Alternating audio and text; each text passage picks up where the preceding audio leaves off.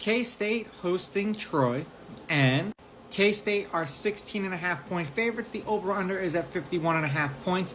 K-State is minus 800 on the money line, and Troy are plus 600.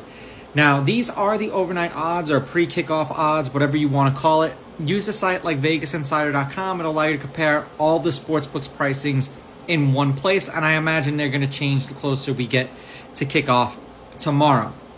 Now, K-State is 1-0 in their one meeting against Troy. The underdog is 1-0 against the spread, while the favorite is 1-0 on the money line. They did play each other. It was way back 20 years ago. Wow, I make myself feel old because I was a senior in high school, or I graduated high school when this game happened. Kansas State won 41-5. They were 38.5-point favorites. Now, Troy isn't going to be an easy team that's just going to roll over and die.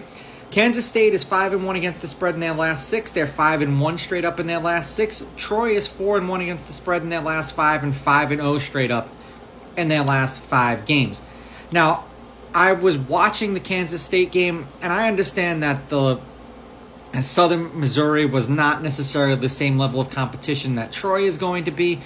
But just watching the ease that K-State had moving the ball up and down the field, regardless of whether it was their starting quarterback or their backup quarterback who came in the latter part of the second half and just seemed unstoppable with his legs. Now, I have seen this line as low as 14.5. So, like I said, shop around because the odds are always going to consistently change. And generally, when you see the money start coming in on one side, usually that means the casino needs the other side, and you always want to be on the same side with the casino. Now, Troy has won the last 10 games that they've played, and they are 7-3 against the spread in those last 10 games. This is dating back to last year. For Kansas State, they are 7-3 in their last 10, and they are 6-3-1 against the spread. Now, definitely played tougher opponents, got routed by Alabama. Beat TCU last year, beat Kansas, beat West Virginia, lost to Texas by 7. I do think that Kansas State wins this game.